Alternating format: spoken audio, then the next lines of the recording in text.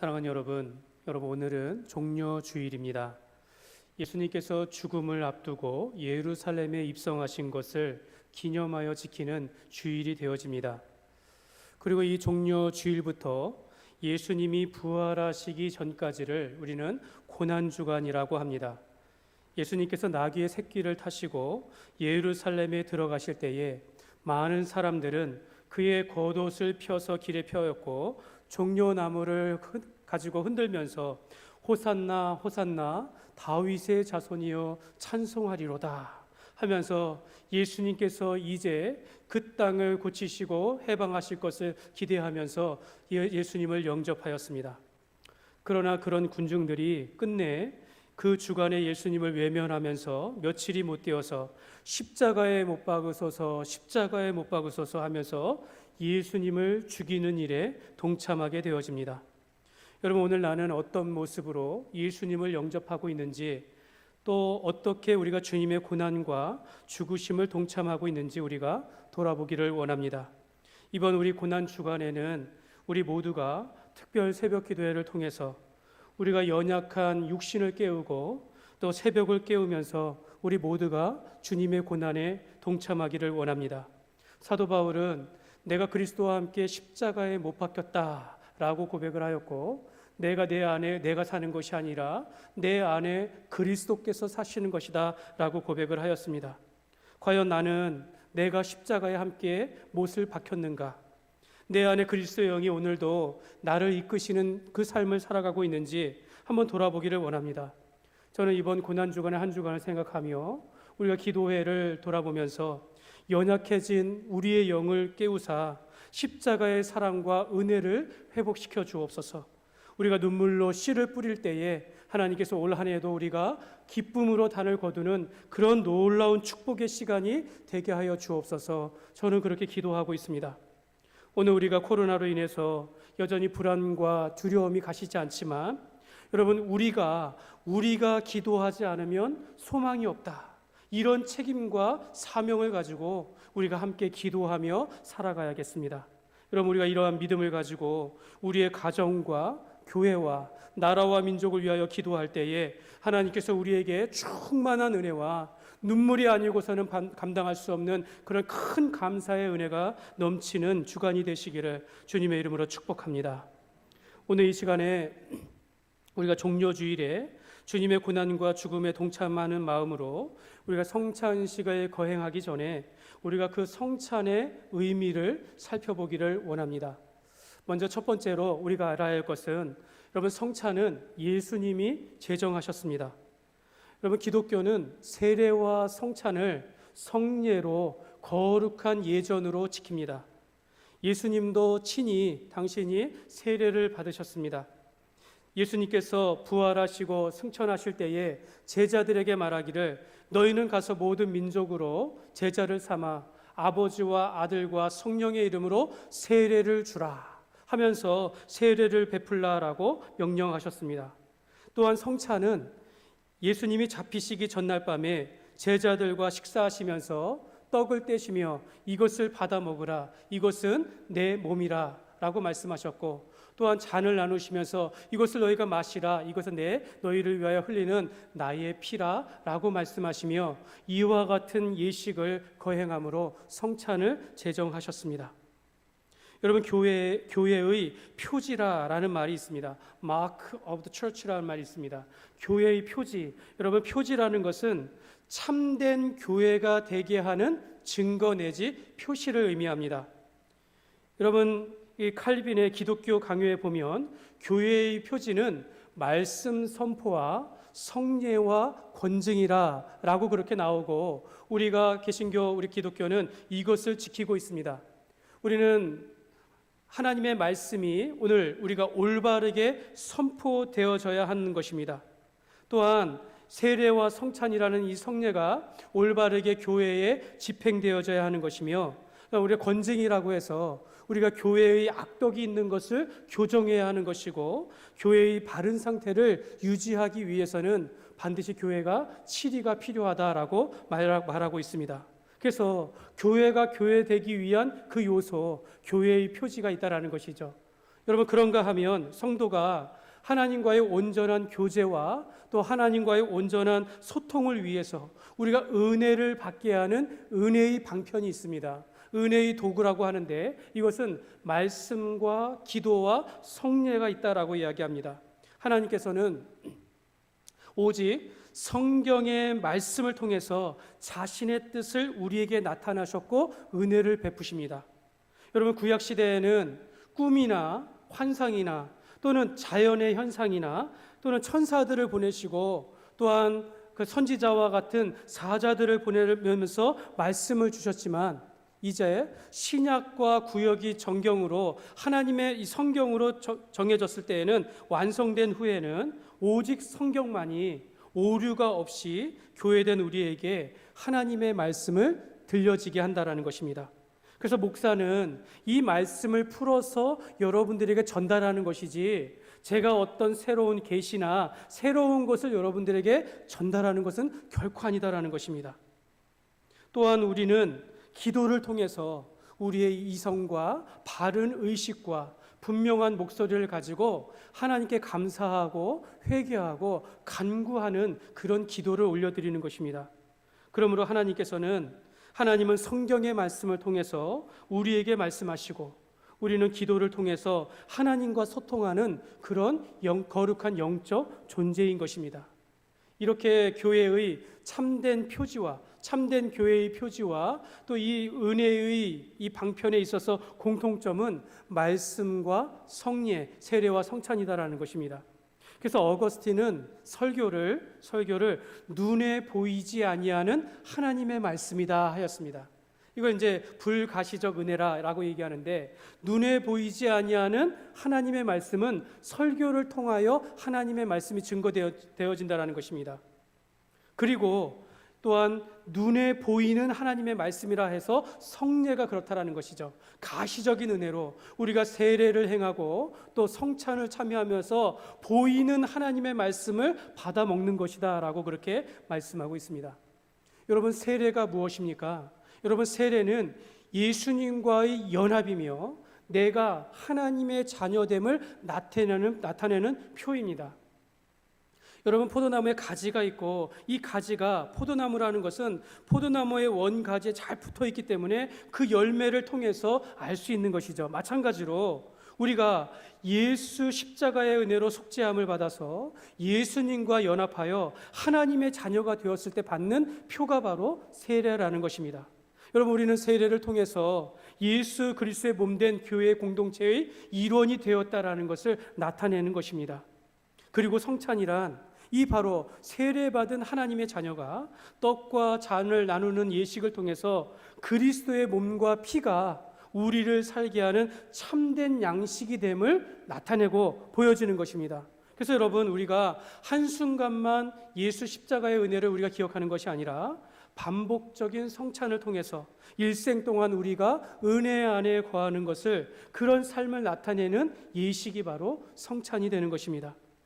즉, 성찬은 구원받은 성도가 예수님을 닮아 자라가는 그런 성화의 장이 되는 것이 바로 성찬식이라고 할 수 있겠습니다. 그러므로 여러분, 세례는 일생에 단 한 번 일회적으로 받는 것이고, 이 성찬을 통해서 구원받은 하나님의 자녀가 지속적으로 예수님과의 지속적인 사귐과 교제를 나타내는 것이 바로 성찬이 되는 것입니다.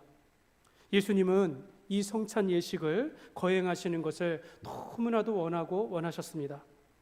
여러분, 유대인의 유월절은 금요일 오후에 시작되어집니다. 그런데 예수님께서는 이 유월절의 식사를 그 전날 목요일 저녁에 제자들과 이 식사를 하게 되어집니다. 예수님께서는 이 날을 너무나도 원하신 거죠.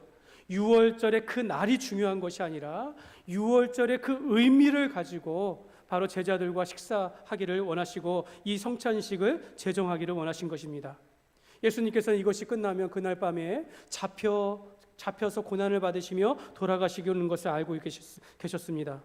또한 이미 밖에는 자기를 잡아 죽이려는 사람들이 있었고, 그 밤에 가룟 유다가 배반하여 자기를 팔 것도 알고 있었으며, 그 밤에 베드로가 나를 3번이나 새벽부터 울기 전에 부인할 것조차도 다 알고 있었습니다.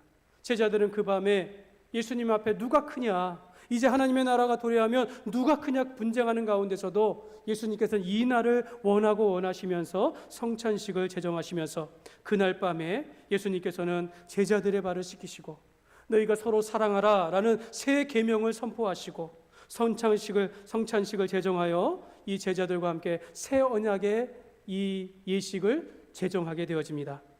저는 이런 생각을 해봅니다. 아니, 왜 예수님께서는 이 성찬식을 예수님이 부활하신 후에 제정하시면 어땠을까? 왜 십자가에 못 박혀 죽으실 전날 밤에 이것을 제정하셨을까라는 생각을 하게 됩니다. 여러분, 부활하신 후에 예수님께서 제자들을 불러 모으시고 성찬을 거행했다고 생각해 보십시오. 예수님이 그 손과 발의 못자국을 보여주시고 옆구리에 창자국을 보여주시고 그 핏자국을 보여주시면서 이 산교육으로, 생생한 그 시청각 교육으로 그들이 너희가 이 예수님의 그 몸과 그 피를 너희가 기념하라 라고 하셨으면 좋았을 것인데, 왜 예수님께서는 아직 일어나지 않는 일들에 대해서 예수님께서 죽기 전날에 제자들과 이 성찬식을 제정하셨을까라는 생각을 하는 것이죠. 근데 여러분, 조금 더 깊이 묵상해 보면 이런 벽에 부딪힙니다. 여러분, 부활하신 후였다면 제자들은 이미 흩어졌다라는 겁니다.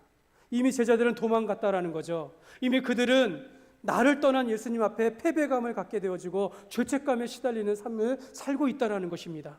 오히려 예수님 부활하신 후에 예수님께서는 그 흩어진 제자들을 불러 모으시면서 너희 안에 평강이 있으라 말씀하시고 너희에게 산 소망과 새로운 삶을 살도록 그들을 격려하고 위로하며 소망을 주셨다라는 것입니다. 예수님은 아직 일어나지 않은 십자가의 그 죽음을 말씀하시면서 성찬식을 거행하는 그 이유가 있다라는 것입니다. 오늘 15절에 보면 이르시되 내가 고난을 받기 전에 너희와 함께 이 유월절 먹기를 원하였노라. 유월절 때문입니다. 바로 유대인들이 전통적으로 그동안에 수백 년 동안 지켜왔던 이 유월절 절기를 통해서 이 유월절이 성찬식이 되게 하기 위한 그런 목적이었다라는 것입니다. 14절에 보면 때가 이르매 예수께서 사도들과 함께 하시사, 여기서 때가 이르렀다, 또 사도들과, 이걸 기억하세요. 여러분, 하나님께서는 하나님의 때에 바로 이때가, 예수님께서 죽기 전날 밤 이때에 바로 성찬식이 제정되기를 원하는 것이 바로 하나님의 뜻이었다라는 것입니다. 오늘 이 다른 세 복음서와 다르게 누가복음에서만 여기에 모인 제자들을 사도라라고 그렇게 칭하고 있습니다. 여러분, 사도의 뜻은 보냄을 받은 자라는 뜻입니다. 그러니까 위임을 받아서 그의 일을 하는 자, 이걸 사도라라고 이야기합니다. 여러분, 제자들은 그때까지 아직은 준비가 되지 않았습니다. 성찬식을 거행할 만큼 장차 예수님께서 행하셨던 그 일들, 천국 복음을 전하고 그 사역을 이어갈 준비가 아직 되어 있지 않았습니다. 식사 중에도 제자들은 이제 누가 크냐 막 서로 다툼하고 있고, 성찬이 끝나면 주님이 고난 받으시기 시작하면 제자들은 이미 흩어질 정도로 이미 준비가 되어 있지 않고, 수제자라고 하는 이 베드로는 예수님을 3번이나 부인할 정도로 아직은 준비되어 있지 않는데, 예수님께서는 그들을 사도라 말씀하시며 이 성찬식을 그들을 통해서 이어지도록 그렇게 말씀하고 있는 것입니다. 사랑하는 여러분, 우리가 사도들의 마음을 가졌습니다. 오늘 우리 교회가 이 성찬을 거행함으로 주의 복음이, 또 이 교회가 든든히 서도록 그렇게 우리가 그러한 역할들을 하고 있는 것입니다. 여러분, 우리가 성찬을 거행하는 것은, 여러분, 오늘 우리가 주의 복음과 주의 복음을 맡은 자로서 살아가는 것은 우리가 자격이 있기 때문이 아닙니다. 여러분, 주님은요, 오늘도 우리가 이렇게 다 좋은 모습으로 예배를 드리는 것 같지만 오늘 나가면 또 우리가 실수하고 또 넘어지고 또 불순종하는 모습이 또 우리 모습이라는 것이죠. 그러면서도 다시 힘을 얻어 다시 주 앞에 나와서 눈물로 하나님 앞에 나에게 은혜를 더하여 주시고 나의 죄를 용서하여 주옵소서 하는 자에게 예수님께서는 그들을 실망하지 않으시고 다시 세워주시면서 또 보내주시는 것입니다. 그러므로 이 성찬은 예수님께서 제정하시고 사도들의 마음을 가진 오늘 우리에게 맡기셨음을 믿고 우리가 성찬을 소홀히 여기지 아니하고 늘 진실한 마음으로 참여하시기를 주님의 이름으로 축복합니다. 두 번째로, 성찬은 유월절 어린 양의 죽음을 기념하는 것입니다. 여러분, 유월절은 이스라엘 백성들이 애굽에서 430년간 그들과 함께 살다가 그들이 애굽의 노예가 되어서 고된 노동을 하는 그런 시기 가운데 하나님께서 그들의 고통과 부르짖는 기도의 소리를 들으시고 모세를 통해서 애굽에서 건져낸 것을 기념하여 지키는 것이 바로 유월절입니다. 하나님께서는 애굽에 10가지 재앙을 내리셨어요. 그 중에 피, 개구리, 이렇게 시작하면서 마지막 재앙이 무엇입니까? 바로 그 땅에 거하는 모든 처음 난 맏아들과 짐승의 모든 첫 새끼를 다 죽음에 이르게 하는 재앙이라는 것입니다. 이것은 장자의 죽음이요 첫 태생의 죽음이다라는 것입니다. 이러한 재앙이 일어나는 그 밤에 하나님께서는 이 그림을 보시면 그때 하나님의 백성들은 흠없는 어린 양을 잡아 죽여서 우슬초에 묻혀가지고 좌우문설주 문지방에 이 피를 바르게 되어지는 것이죠.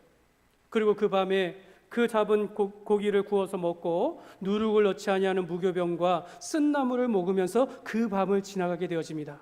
그 밤에 죽음의 재앙이 일어날 때 하나님께서는 그 문에 어린 양의 피가 발려진 그 집마다 그 죽음의 재앙이 넘어간다 하여서 유월절이라는 것입니다. 그래서 유대인들은 그 이후로부터 누룩을 넣지 않은 무교병 그 밤에 급하게 나왔다 하면서 유월절을 지키며 하나님께서 어린 양 보혈의 피로 그 백성들을 구원하였다라는 것이 바로 유월절입니다. 그래서 여러분, 우리가 유월절을 통해서 기억해야 할 것은 흠없는 어린 양의 피라는 것입니다. 이 흠없는 어린 양의 피로 말미암아 그 애굽에서의 재앙이 넘어간 것처럼 오늘 예수 그리스도께서 우리를 위하여 흘리신 그 보혈의 피, 십자가의 죽음과 부활하심을 통해서 우리가 살게 되었다라는 것을 보여주는 것입니다. 사랑하는 여러분, 우리가 이제 유월절의 의미를 알았으니까 이제 예수님께서 거행하신 성찬의 특징을 우리가 한번 살펴보기를 원합니다. 여러분, 17절을 보시면 이에 잔을 받으사 감사하기도 하시고 이르시되 이것을 가져다가 너희끼리 나누라. 여기서 잔을 받으사라는 건 이제 식사를 시작할 때를 의미하는 겁니다. 먼저 예수님께서는 이 예식을 위해서 감사 기도하셨습니다. 여러분, 그래서 우리가 식사 기도가 시작된 것이 아닙니다. 여러분, 우리가 식사 기도할 때 그냥 습관적으로 하는 것과는 다르게 예수님은 이 시간이 제자들과 함께하는 이 땅에서의 마지막 식사였기 때문에 감사 기도하는 것이 전부가 아니라 이 성찬을 통해서 유월절과 구원에 관한 예언이 성취되어지는 것을 감사했을 것이다라는 겁니다. 그래서 저는 이런 기도를 하셨을 것이다 라고 생각을 합니다. 하나님 아버지, 이 마지막 만찬을 사랑하는 제자들과 함께함을 감사합니다.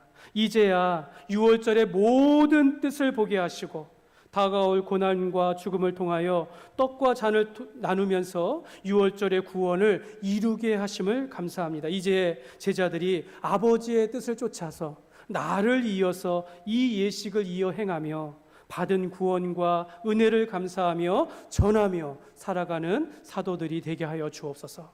저는 이렇게 기도했을 거라고 생각합니다. 여러분, 우리가 이 성찬을 행할 때마다 우리가 이러한 마음으로 하나님 앞에 우리가 참여해야 하겠습니다. 그리고 여러분, 19절과 20절을 보겠습니다. 우리 같이 한번 읽겠습니다. 또 떡을 가져 감사하기도 하시고 떼어 그들에게 주시며 이르시되 이것은 너희를 위하여 주는 내 몸이라.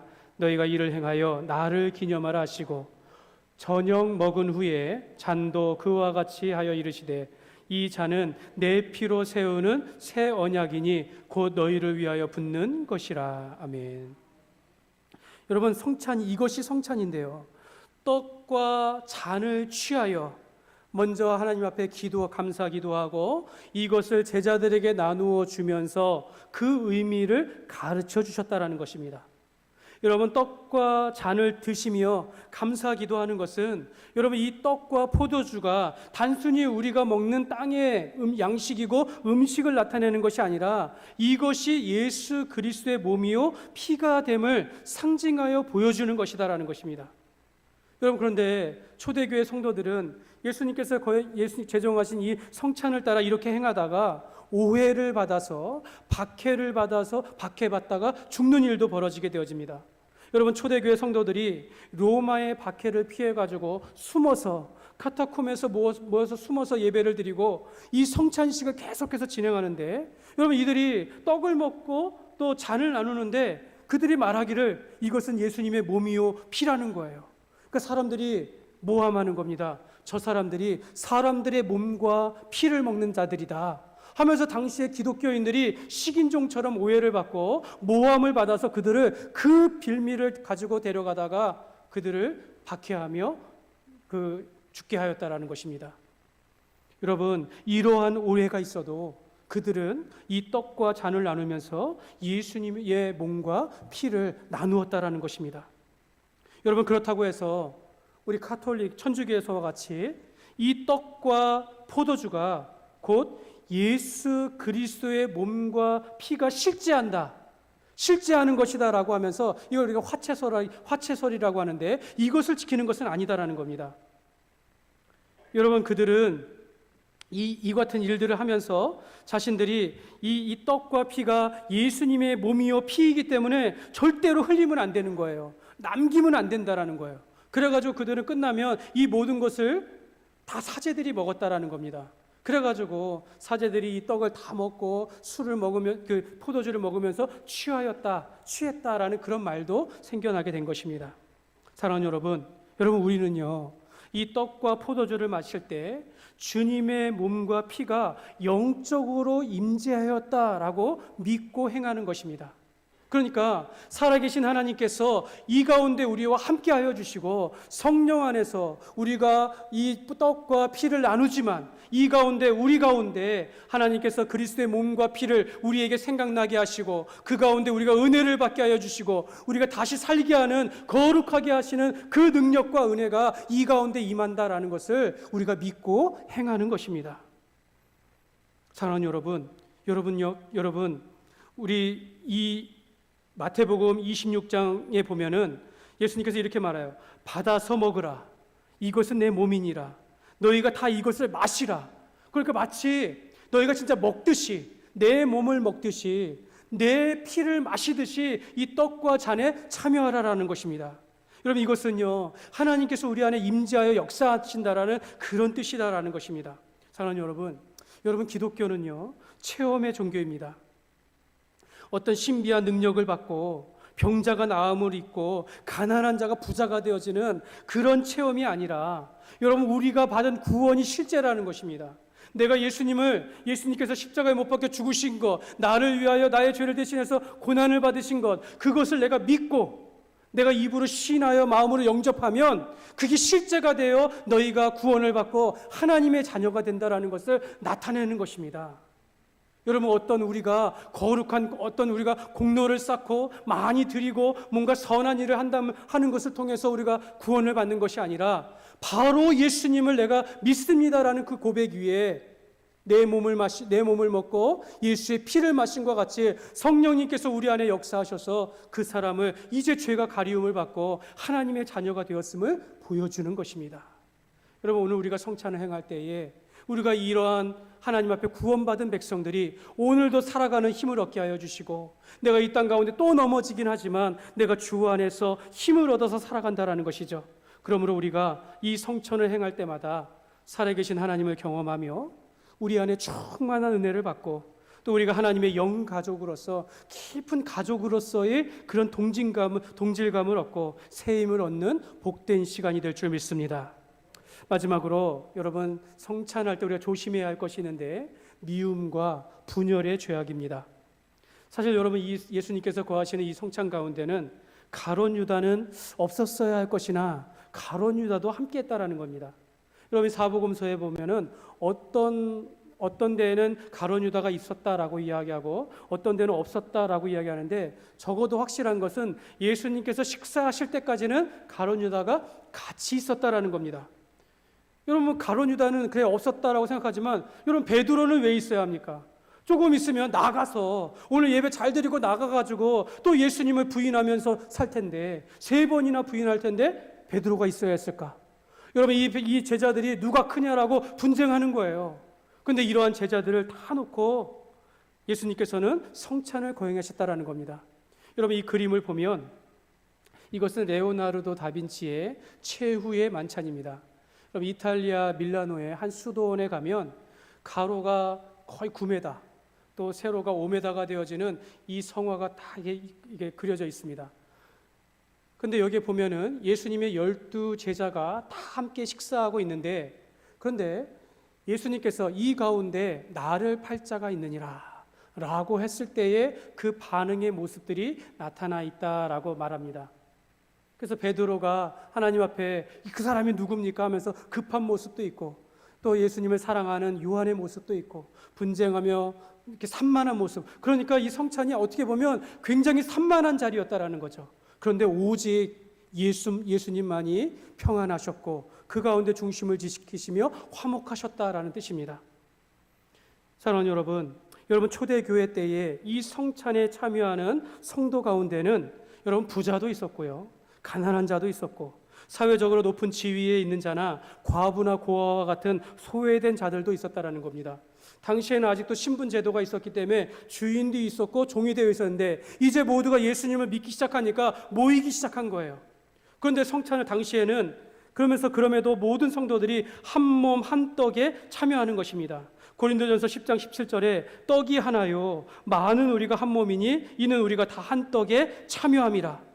그러니까 다 같이 모였다라는 것입니다. 그런데 여러분, 지금은 우리가 식사를 하지 아니하고 그냥 이렇게 우리가 간단하게 성찬 예식을 거행하나, 당시에는 저녁에 애찬을 먼저 하고 그 다음에 성찬을 진행하였습니다. 그러니까 먼저 온 자들이 먼저 준비된 그 애찬을 식사를 하는 거예요. 그럼 누가 먼저 오겠습니까? 유력한 자들이 먼저 옵니다. 지위가 높은 자들이 옵니다. 종교 지도자들이 먼저 와서 먹게 된다는 거죠.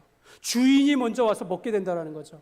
아무래도 노동자나 여자나 아이들은 뒤로 온다라는 거죠. 뒤에 와서 먹다 보니까 이미 앞에 있는 먼저 기득권에 있는 사람들이 다 먹고 마시니까 어떤 사람은 배부르고 어떤 사람은 취하는데, 뒤에 온 정말 꼭 음식이 필요한 사람들은 먹지 못하니까 그 마음에 분열이 있는 것이에요. 초대교회는 오히려 이러한 일을 먹고 마시는 일들로 싸웠다라는 거예요. 그래서 사도 바울은 너희가 이렇게 준비한 식사인데, 교회에서 사랑으로 준비한 식사인데 너희가 배부르려고 하는 사람들이 있기 때문에 너희가 하나님의 교회를 업신여기고 가난한 자들을 부끄럽게 하는도다 하면서 그들을 책망하며 너희가 성찬에 참여할 수 없다라고 말하였습니다. 여러분, 우리 장로교 헌법에 예배 모범에도 교회의 덕을 세우지 못하거나 교리를 깨닫지 못하거나 교회를 부끄럽게 하는 자는 성찬에 참여할 수 없다라고 했습니다. 여러분, 초대교회 때에는 그들이 열정과 믿음은 있었지만 아직 교회의 질서나 덕은 없었다라는 거예요. 이것을 우리가 지켜야 한다는 것입니다. 또 무슨 은밀한 중에 범죄한 자들이나 죄에 빠져서 할 수 없는 자들은 먼저 그 죄를 끊고 거룩하고 경건한 생활을 하고자 작정하는 자들로 하여금 참여하게 하여야 한다라고 그렇게 말하고 있습니다. 여러분, 그러므로 우리는 이 성찬 예식을 바르게 거행하기 위해서는 우리의 교회의 질서와 덕을 생각해야 하며 우리가 하나 되는 일들에 힘써야 한다는 것입니다. 사도행전 2장 42절에 보면 그들이 사도의 가르침을 받아 서로 교제하고 떡을 떼며 오로지 기도하기를 힘쓰니라. 여기 말씀에 보면 아까 우리가 은혜를 받는 것, 가르침을 받는다 설교가 있고, 또 여기에 보면 떡을 떼다 성찬이 있고 오로지 기도하다, 우리가 하나님 앞에 은혜를 받는 것에 있어서 하나님의 말씀과 기도와 성례가 있는데, 칼빈은 이것을 보면서 떡을 떼는, 여기서 교제하는, 그리스도 안에서의 교제하는 것도 교회가 교회되는 데 있어서 중요하다라고 표현하였습니다. 여러분, 그러므로 우리가 하나님 앞에서의 거룩한 백성이 되어지고 성찬에 참여하는 자들은 말씀 앞에서, 기도 앞에서 성례를 잘 행하는 것뿐만 아니라 그리스도 안에서 하나 되어지는 온전한 교제하는 그런 공동체가 되어야 되는 것입니다. 사랑하는 여러분, 우리는 이 부분이 약합니다. 우리가 습관적으로 성찬에 참여하는 것은 아닌지, 내 마음이 하나님을 떠나서 여전히 악한 생각과 교만은 없는지 우리가 돌아보아야겠습니다. 여러분, 예수님께서는 가룟 유다가 그 식사에 함께함에도 끝까지 그에게 기회를 주셨던 것입니다. 베드로가 부인하며 도망할 것을 아시면서도 예수님께서는 끝까지 그를 붙드셨고 사랑하셨으며 부활하신 후에는 베드로를 찾아가서 내가 내 양을 먹이라 하면서 사명자로 다시 세워주셨습니다. 오늘도 예수님께서는 오늘 우리의 연약하고 약하고 부족한 가운데서도 또 오늘 내가 넘어지고 실수하고 죄 가운데 있다 할지라도 그래도 주 앞에서 나와서 오늘 성찬에 거하기를 원하며 은혜를 사모하는 자들에게 자기의 살과 피를 내어주시면서 오늘도 우리에게 위로하시는 줄 믿습니다. 오늘도 우리를 치료하시는 줄 믿습니다. 오늘도 우리에게 새 힘을 주시는 줄 믿습니다. 그러므로 오늘 우리가 거행하는 성찬 가운데 예수 보혈의 은혜와 교회 공동체의 사랑과 하나됨이 가득하는 그런 역사가 가득하게 되기를 주님의 이름으로 축원합니다. 이 시간 우리 찬송가